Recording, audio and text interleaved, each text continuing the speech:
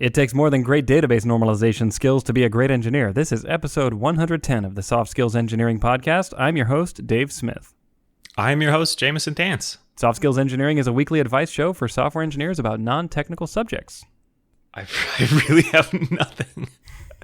You don't want to normalize those databases? I mean, I do. I can't think of a dumb joke about that and soft skills. What even is normal, though, really? Yeah, that's the soft skill in there, probably. Yeah. I mean, you're making a value judgment there. I think to that, we have to turn to philosophers. I'll bet philosophers don't have 4 levels of normal. Maybe we'll find one. You know, this ancient Greek philosopher did arrive at acid. Huh. Through the 4th normal form. Yeah.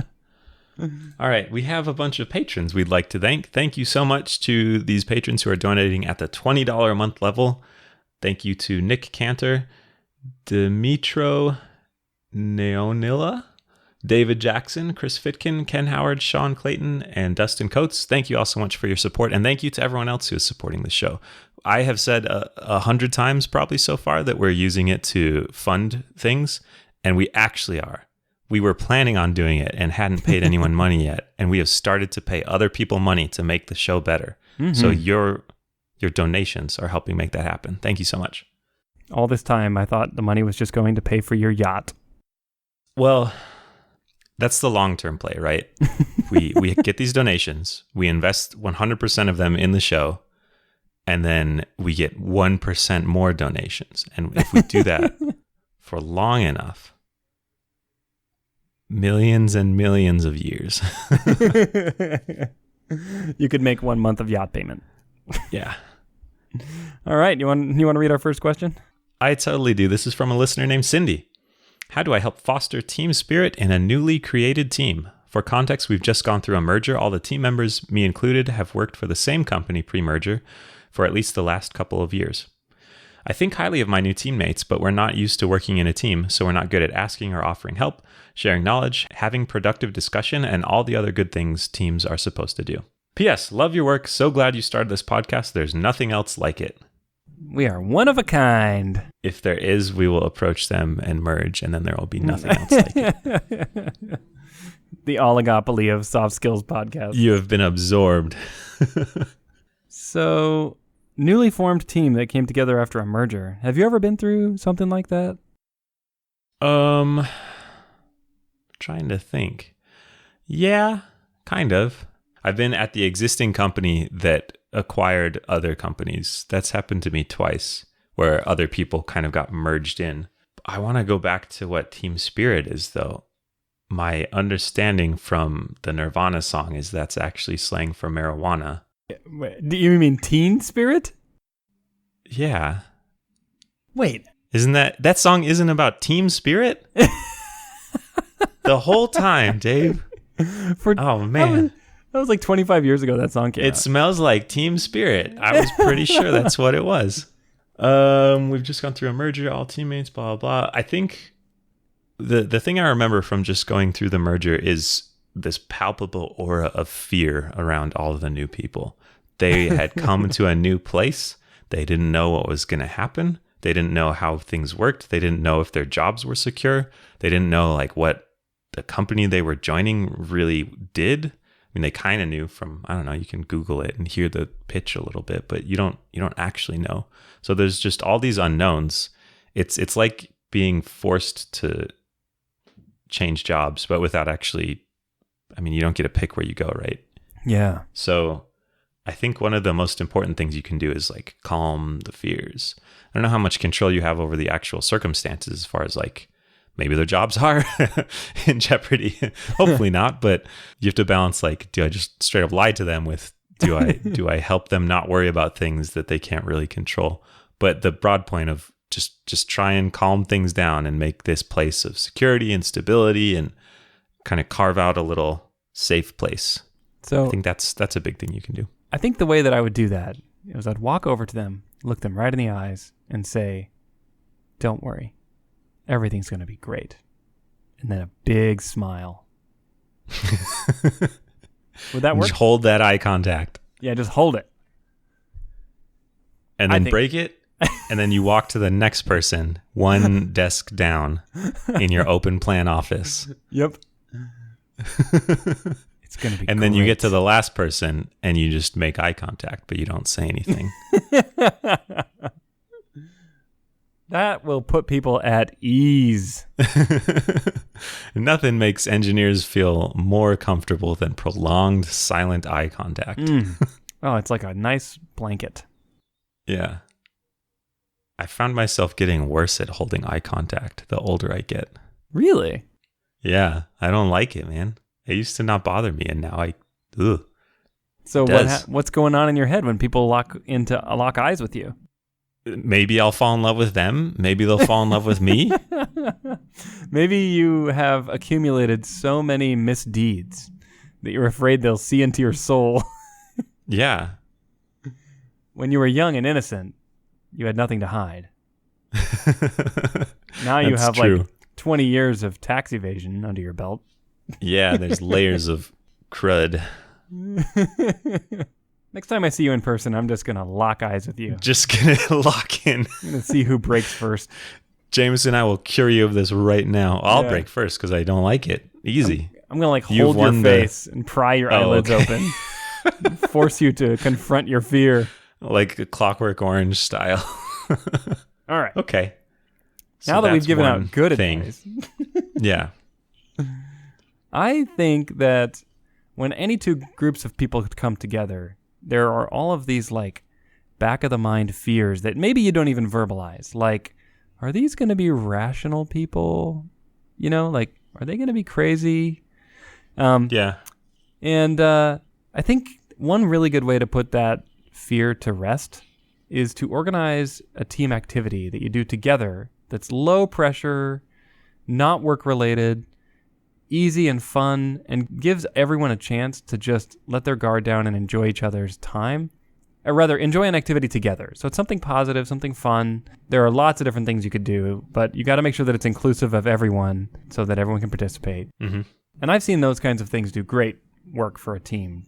They work more smoothly. They are not leery. They're not mistrusting after something like that. It's not like a silver bullet, like a one-time fix, you know, and everyone's happy and perfect. But I think it can help jumpstart a process in a situation like this. That's the classic team building exercise, right? That's right. That's right. I know it's cliche, but it works. I mean, it can also fail spectacularly. Well, how so? Like if you pick something that everyone hates. Well, actually, you know what? Even if you pick something everyone hates, it still might work because now they have a common enemy, which is you. But they can bond over that. So like the drill sergeant mode, isn't that a thing they do? They just are huge jerks to make everyone unite against them. Yeah. Yeah. As you can surmise, I have not been through boot camp. Nor have I. So I have heard about this. This is like a classic businessy pop psychology thing. Have you heard about the forming, storming, norming, and performing stages of team evolution? Yes. Do you feel like those are those even worth reading? I don't think so. Like I don't think I've ever been on I've been on a team and I've been like, okay, we're storming right now. Next step is norming. This feels a little stormy to me. Well, I don't know why I asked you because I'm going to talk about it anyways. The model goes like this. Your team starts in the forming phase and people are kind of polite and they're not really pushing back against each other. They don't really understand the boundaries very well. So people are on kind of good behavior. After they get to know each other a little bit, they move to storming, which is where they're a little more comfortable pushing back. There might be some conflict as people who have very different beliefs start to like express those conflicting beliefs. Mm-hmm. There's norming where people kind of resolve things and hopefully things are gelling and like you and the person you think is an idiot because they think the opposite about everything as you are you don't think they're an idiot anymore. You just think like sometimes you disagree, but you can still work together productively. And I don't understand performing. It's just like more norming, I guess. I don't know. Things are even better. Norming faster. Yeah. More gooder norming. I think the helpful thing about this model is this idea that it just kind of takes time, and there might be some bumps along the road to forming a productive team that new people coming together might. I think it's okay that there are some hiccups. It sounds like from the question that things aren't quite clicking yet, but that's okay. I think that process takes time. As long as you make clear what your expectations are, and as long as you provide that environment of safety, I think most reasonable people will work it out, I guess. I think one of the problems I have with this model is that it assumes this blank slate, empty canvas starting point. The team comes together, they're forming, and then they move on to storming. But most teams I've been on don't work that way. It's like individuals come on one at a time, and those individuals have to go through a forming phase, I guess. But the rest of the team is already on to norming or storming or whatever, if that's actually a thing. The fact that they all rhyme makes me think it's much less... It makes me think much less highly of it. I just feel so stupid when I say all these words in a row. You're like, look, you're just grasping for rhyming words here. There's no way that the universe's laws of human interdynamics actually came up with 4 rhyming words. No, but I'm pretty sure the laws of what will sell a lot of copies of my business leadership book did come together to make these principles. Absolutely. I feel like I've been in high growth companies that are just constantly in the forming phase, because it's like we're adding new people at a breakneck pace, and every time we do, we have to reorg. Like we add enough people, and now our old organizational structure doesn't work anymore, so now we have to reorg, and now we have new people working with people they haven't worked with before. So it's just like perma-forming. Oh, wait a minute. I thought of the 5th one. It goes forming, storming, norming, performing, and then terraforming. Oh, the team goes to Mars and converts it to a beautiful green, blue, Earth-like planet. That is the end goal of any team. That's right. I learned that from playing Civilization, where one of the win conditions is your society evolves enough that you can build technology to get to Alpha Centauri. Nice. And you think your team is building a to-do list. But if you get good enough at it, an item will appear on that to-do list, which is get to Mars. And then your next sprint planning will be like, well, we got to get this done. It's on our list. I can commit to that for the sprint. So if I was in the situation where I had 2 teams coming together for the first time and I was leading this team, I think I would try to prioritize a task that the team can accomplish together really quickly, so that the team can feel what it's like to deliver a result with each other for the first time. Because that will give you all these opportunities to gel through the full life cycle of what your team needs to do. And having them feel that firsthand will, I think, preempt a lot of these questions like, I wonder what it's like to respond to a bug with this team. Or I wonder what it's like when there's an outage and we have to deal with it. Or I wonder what it's like to negotiate with product management. All these things that you have to do as an engineering team. Get through them in as short a time span as possible so you can move past all the phases. And then they don't have to ask these questions anymore. Like how do we do things? Now like you saw something get done. Yeah. Yeah, that makes sense. I also think we've talked a lot about how the team works together, but the question is about team spirit, which to me is asking a little more about how they feel about things too. Yeah, true. How do you make people happy and engaged with the mission of the team? And one answer to that could be make sure the mission of the team is clear. I think this is an especially important thing to do as a leader of the team. That's one of your roles, is to make sure there is a purpose besides do the tasks assigned to me. Because individual tasks can be fun. They can also be really crappy. But putting those tasks in the context of what this work will accomplish and what our team is trying to accomplish makes it a lot easier to, to believe in the mission, I guess. Yeah. And there's still room. You can still go work somewhere for money and go home and have a normal life. You don't have to be fully committed to creating the best to-do list app that has ever existed. But I think while you're at work, the work can be more engaging if you feel like, I basically know what I'm doing. And I think I understand the end goal here. I understand if the team does well, here's how it would affect the company or the customers or the outside world. And I think that helps a little bit with team spirit. I personally also find it a lot easier to feel like there's some kind of team spirit if there are shared values that are talked about and agreed upon and followed by the team. So here are the kinds of behavior that we like. Here are the kinds of things that we reward. And I have a personal belief about what they should be. I don't think it matters too much what they are as long as they're vaguely good. And it depends on the team for sure. But as long as they're positive things that the team believes, that's kind of giving you a target of like, this is the kind of behavior that we like. I don't know. It just eliminates some of the ambiguity of like, just come and type on your computer and everything else is a big, vague question mark. I love that. Maybe you're the silly hats team. We didn't talk about dumb gimmicks. Wait, dumb gimmicks? Well, okay. Yeah. Not dumb. I apologize. Not dumb gimmicks. Yeah. As if you even need that adjective in this sentence at all. On this team, we wear superhero themed, but also actual figurines of superheroes glued to the top of our hats. You get pulled into a meeting with your VP. Like, why is there a Spider-Man dangling from your brim? Like, it's part of our values. It's our core value.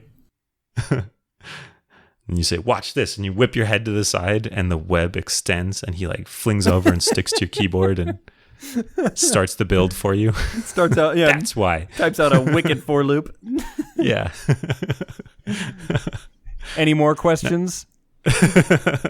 You whip your head back and it comes zooming back and attaches to your hat. I think I have a startup idea. I will be back in 18 months. With a Kickstarter campaign. Yeah, with a Series A round and a gold chain around my neck. All right. Well, I think on that note, this question is answered. Yep. Good luck, Cindy. Do you want to read our next one? Yes, indeed. Let me pull it up here. Okay, this one comes from an anonymous listener who says, I work for a small startup of less than 10 people. My boss wants to hire another front-end developer and asked me to look around. I don't feel particularly strong about this team. I've been here about a year, but I don't imagine myself working here for another 12 months. I don't want to refer my friends because I don't want them to join a team I don't feel good about. On the other hand, I want to work with great people. I see how other devs may enjoy working in such an environment, but it's just not for me. In the long run, I obviously want to leave this job, but what would you recommend doing in the short term? Is hiring under such circumstances really that different than hiring if I liked this team? Yeah. It is pretty different. It is different. Yeah, I was talking to Dave before the show. Usually me not wanting to refer my friends is the leading indicator that I'll be quitting that job in 6 months. Yeah. Leading as in it comes ahead, comes before I discover that I want to quit my job. Wow. So it's like, I don't know if it's heads that way up, for Jamison, everybody. you stopped referring your friends, you're probably going to quit in 6 months. And you're like, no, never. Yeah, no, things are fine. Like, I just don't, it's just not the right place for them, but it's fine for me. It's just not the right place for anyone else. Yeah. Or anyone I know. And then in 6 months, I wake up and think, I have to quit my job. And then I do it that day. I wish you were joking. Yeah. I'll do better next time. Okay. Anyways, tangent accomplished. I would say this assignment, based on the wording here, my boss wants to hire another developer. Yeah, and asked me to look around for people. That's a pretty easy commitment to dodge, I think. Yeah. Yeah, if you're not a recruiter or a hiring manager, if your boss is just asking you, hey, do you know anybody? It's very easy to just mumble like, and then, I don't know. Yeah, fine. I asked all my friends and they were happy in their jobs, so I'm sorry. Yeah. I really tried to pitch them, hey, come work here. It's really great and everything. And they didn't, I don't know. I just couldn't make the sale. Yeah, I tried. Because I'm a software developer, not a recruiter. I'm not in sales. What is this? Yeah. Yeah, so you're saying the expectation of effort on this on your part is pretty low. That it's basically look around, see if any of your friends both want a new job and want this new job. Yep. And there's a chance, like you said, that this job is actually right for someone who's not you. So I think you could genuinely approach those people and say, I think this job would be great for you. And even if you end up leaving a few months after they start, I don't think that's the end of the world. If you really want to be super transparent, you might tell them, look, I'm planning to leave, but I think you would really like this job. That would be okay. But I don't even think that's necessary. Yeah. Yeah, I thought about that too, that you might be able to identify the kind of person who would enjoy it and be successful there, even if you feel like you're struggling with some things there. Maybe there are things that, maybe you really don't like bureaucracy, but some people are okay with it. Or maybe you don't like, that's probably less likely at a small startup. Maybe you don't like not having any plans ever, or constantly shifting wildly from one direction to another. And maybe some people are like, oh, that's fine. I'll just do the important thing today. And if it's different tomorrow, I'll do that important thing. There are lots of different kind of people. And maybe they enjoy the excitement, right? Like, yeah, every day is a new adventure. What's our business model today? Who's going to be our Time CEO for a this pivot? week? Oh boy. I love pivoting. Yeah. Pivoting in place is just doing a pirouette, and I am an expert at ballet, so this is the job for me. But yeah, there could be things that won't bother people, or things that they'll enjoy about a challenge that you don't enjoy. Yeah, maybe the front end is really, really bad and gnarly, and there's someone that really loves coming in and cleaning stuff up, versus someone who wants to come in and like work on this pristine, beautiful code base. Yep. Absolutely. And I think you should just go right after those people, if they exist. I like coming in and cleaning stuff up. Yeah. But the point is that there might be things that make it a good fit for someone else that you could honestly say, I think you would like it here, even if I don't, instead of just saying, well, I hate it here and I'm going to quit, so no one should work at this company. Yeah, yeah. There are definitely also things that make it that way. So don't feel like you need to encourage people to join a toxic or abusive or very negative culture. Right, definitely. And I've actually been in the situation where people have recruited me to a company or to a team and then left shortly after I joined. And you know what? I don't hold any ill will toward those people. I came in knowing what the team was all about, and even though the people who invited me to join have left, I don't have a problem with that. And quite frankly, in some cases, I think it gives you a great opportunity for growth. Because it's like, okay, you're on your own now. This person was your bridge to get here, but that bridge is gone. So now you have to spread your wings and fly, little bird. I just imagine you sitting down for a pair programming session with the person who recruited you, and they just look over at you, and then they stand up and start walking away, and you're like, but what? Okay. Guess I'm on my own. Yep. Huh. Well, what else? Well, depending on how much backbone you want to exhibit here, this is an opportunity to tell your manager, your boss, who's making this request, why you don't feel comfortable recruiting. And maybe this is an opportunity for you to say, look, there are some things about this place that make me not want to invite my friends to come work here. And if you feel like you could actually make a difference by doing that, this is your opportunity to do that. But boy, it's going to take a bit of backbone. It's going to take a bit of diplomacy. And you have to be pretty proactive to want to do this. I mean, obviously in this case, the easy route out would be to walk away from the job and find one that suits you better. But if you really want to make a difference and try to do something super challenging that might actually help a lot of people, then this may be your chance. And if you think about your coworkers, there's a really good chance that you're not alone in the way you feel about the company. Now, if it's like what Jamison was saying earlier, where it's just, well, I don't like startups with 10 people, you're not going to change that with a conversation. That's a case of you need to find a better job for you. But if there actually are things about the company that you think could be improved, this is your chance to bring it up.